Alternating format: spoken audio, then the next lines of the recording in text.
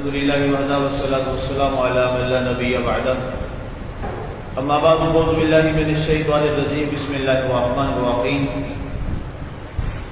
سامعین، آج ہماری سیرت النبی صلی اللہ علیہ وآلہ وسلم کی 12 روزہ محفل کی 7ویں محفل انعقاد پذیر ہے۔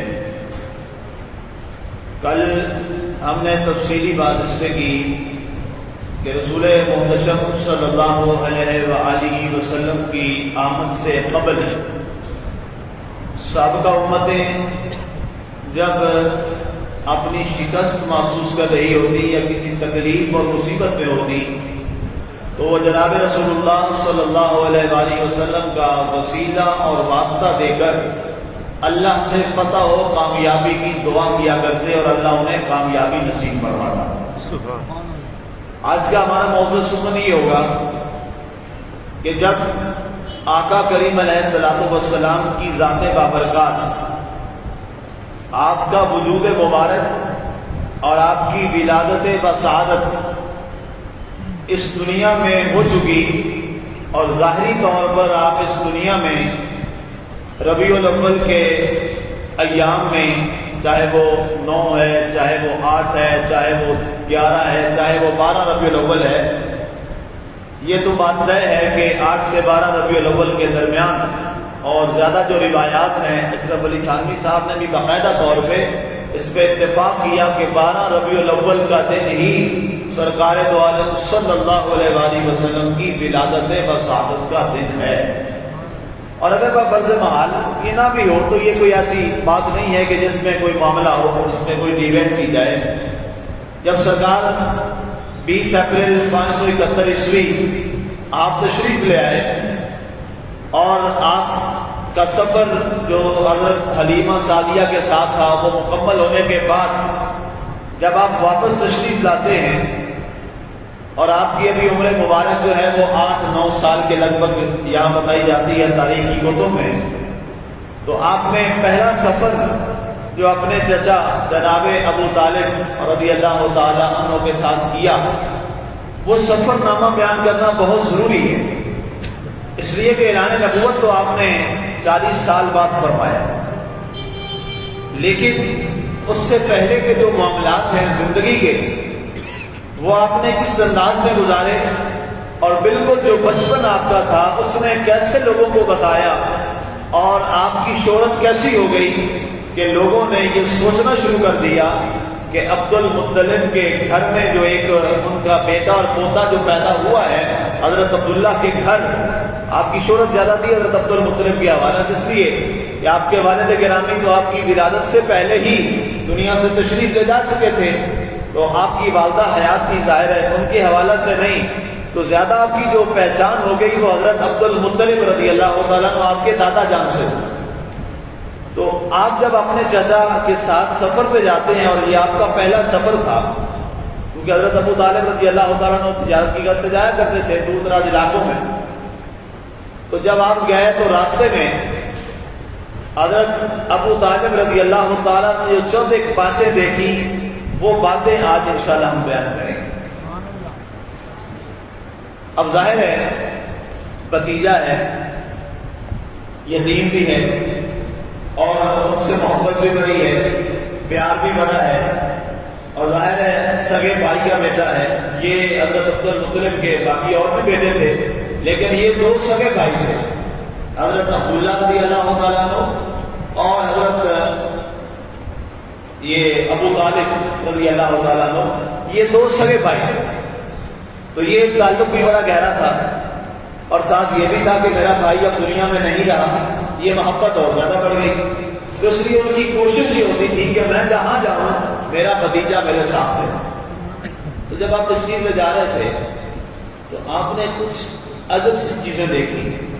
آپ کیا دیکھتے ہیں کہ وہی راستے ہیں، وہی درخت ہیں، وہی پہاڑ ہیں جن پر پہلے آیا جایا کرتے تھے، جہاں سے آپ پہلے گزرا کرتے تھے، لیکن اب کی بار جب آپ کا بھتیجا آپ کے ساتھ ہے تو معاملات بڑے عجیب قسم کے تھے۔ آپ جس درخت کے پاس سے گزرتے وہ درخت سرکار دو عالم صلی اللہ علیہ وآلہ وسلم کو سلام کہتا اور کہتا السلام علیکہ یا رسول اللہ صلی اللہ علیہ وآلہ وسلم. اور یہ تو سلام تھا. ایک اور منظر نامہ آپ نے بڑا کمال دیکھا. آپ تشریف لے جا رہے ہیں, اچانک آپ نے دیکھا کہ ایک درخت جو ہے وہ جھکا اور پھر وہ واپس اپنی اصلی حالت میں چلا گیا. نہ آندھی چل رہی ہے, نہ طوفان کا منظر ہے, نہ کوئی اور چیز ہے, نہ وہ درخت ٹوٹا ہے, نہ اس کا تنا خراب ہوا ہے, بس جھٹکا لگتا ہے, نیچے ہوتا ہے اور اس کے بعد سرکار آگے تشریف لے جاتے ہیں, وہ واپس اپنی اصلی حالت میں لوٹ جاتا ہے. آپ بڑے حیران ہوتے ہیں کہ یہ کیا ماجرا ہے. درختوں کو آج میں سجدہ کرتے ہوئے دیکھ رہا ہوں, درختوں کو میں جھکتا ہوا دیکھ رہا ہوں. آگے آپ بڑھتے چلے گئے, مسلسل آگے جاتے چلے گئے. آپ نے کیا دیکھا کہ ایک پہاڑی سے بڑی زوردار آواز میں یہ آواز آئی الصلاۃ والسلام علیکہ یا رسول اللہ صلی اللہ علیہ وسلم. آج لوگ جو سوال کرتے ہیں جناب یہ لوگ جو پڑھتے ہیں الصلاۃ والسلام علیکہ یا رسول اللہ, یہ کہاں سے آ گیا؟ یہ کل کی ایجاد ہے جناب ان کی, فلاں فرقے کی یا فلاں جماعت کی. تو یاد رکھیے گا یہ کسی ایک جماعت کی ایجاد نہیں ہے, یہ وہ درود و سلام ہے جو آقا کے اعلان نبوت سے پہلے پہاڑیاں اور درخت بھی آقا کی بارگاہ میں جو سلام پیش کرتے تھے وہ یہی سلام تھا جو آج ہم بھی پڑھتے ہیں الصلاۃ والسلام علیکہ یا رسول اللہ صلی اللہ علیہ وسلم. آپ سمجھ گئے کہ یہ جو میرا بھتیجا ہے, یہ جو ہمارے گھر میں صاحبزادہ پیدا ہوا ہے, یہ بچہ جس کی ولادت ہوئی ہے اور جس کا میلاد ہمارے گھر میں ہوا ہے, یہ میلاد کوئی عام نہیں ہے.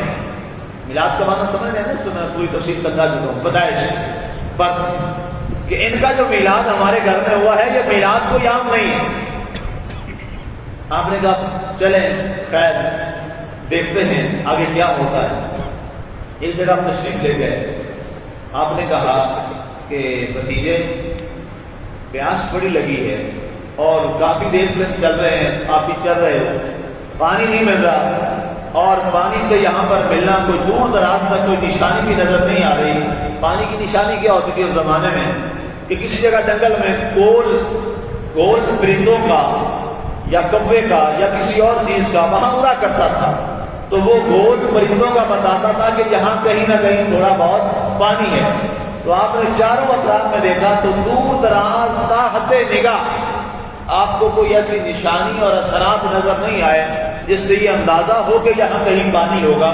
تو آپ نے کہا کہ پیارے محمد صلی اللہ علیہ وسلم, میرے پیارے بھتیجے بیٹے پانی نہیں ہے تو ہم کیا کریں؟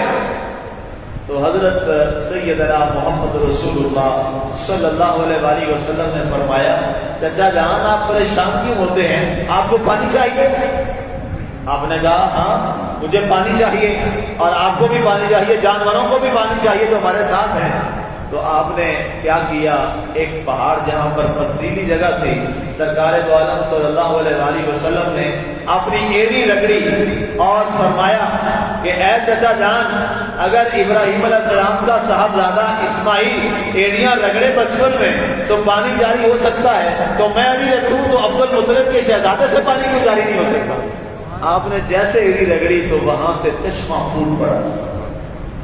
یہ سرکار دو عالم نور مجسم سید العرب والعجم محبوب خدا جناب محمد مصطفیٰ صلی اللہ علیہ وسلم کا وہ معجزہ تھا جو سرکار نے خود ظاہر کر کے فرمایا, اور جناب ابو طالب کے مطالبہ کے بغیر آپ نے یہ فرما دیا کہ آپ دیکھا کہ وہاں سے چشمہ پھوٹنے لگا, چشمہ جاری ہونا شروع ہو گیا, پانی نکلنا شروع ہو گیا.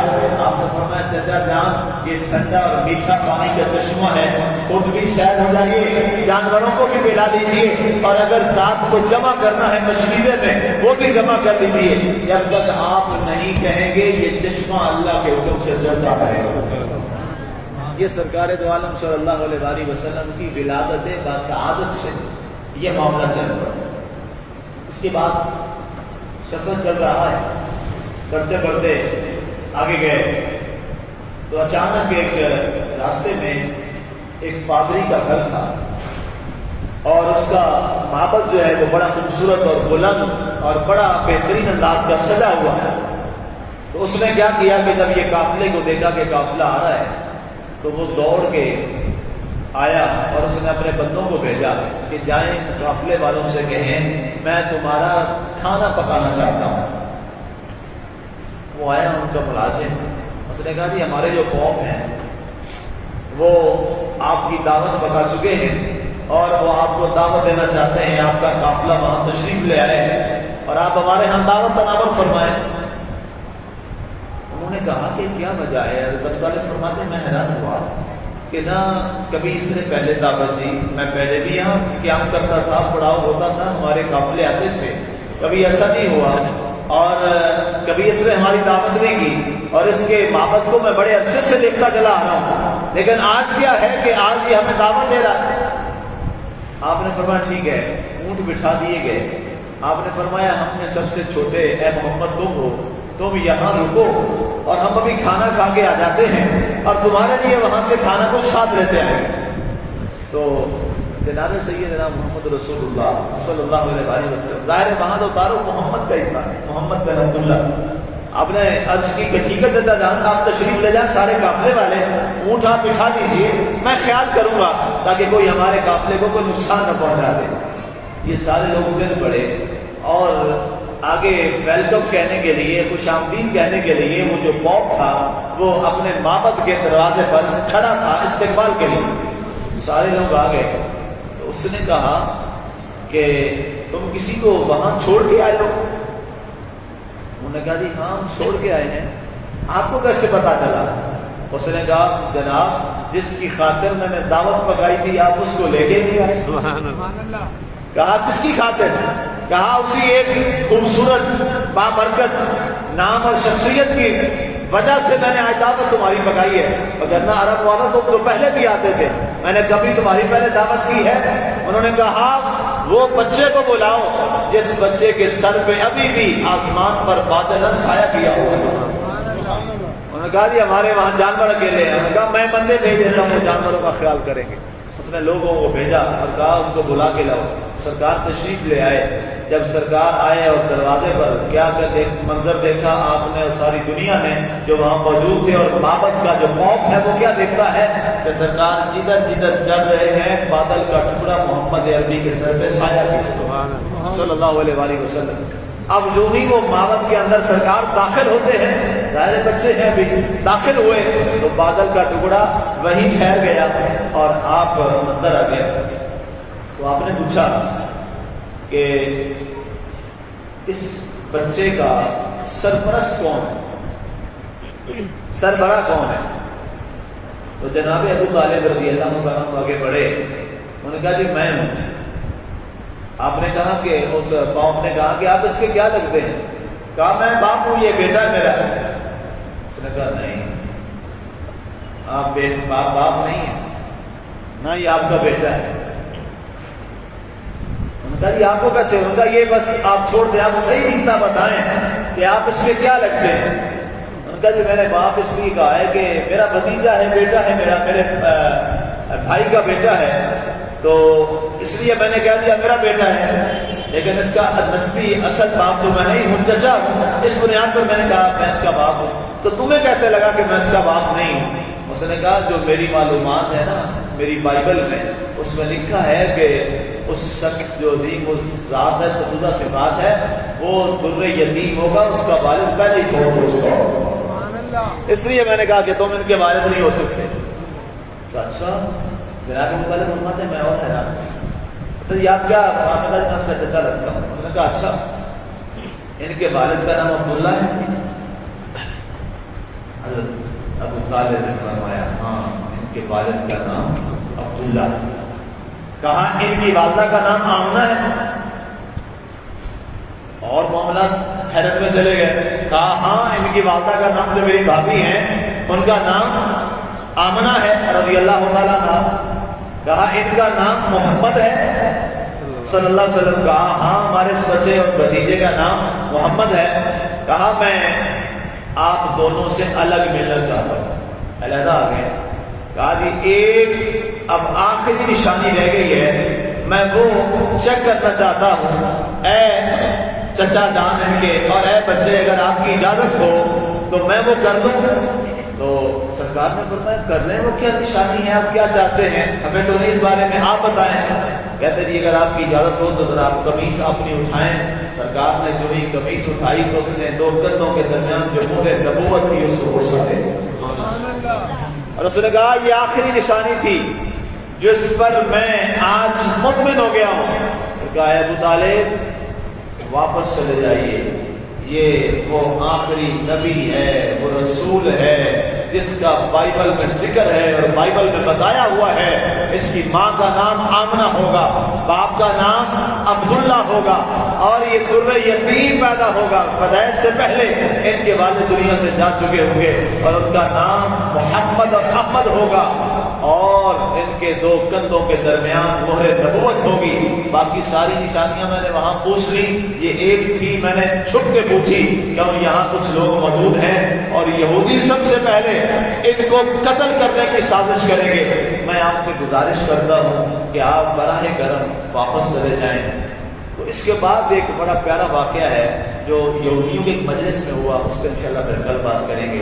اللہ تعالیٰ ہمیں آقا کریم علیہ الصلوۃ والسلام کے ان اوصاف اور ان کمالات کو یاد رکھنے کی توفیق عطا فرمائے، آمین۔ وما علینا الا البلاغ المبین۔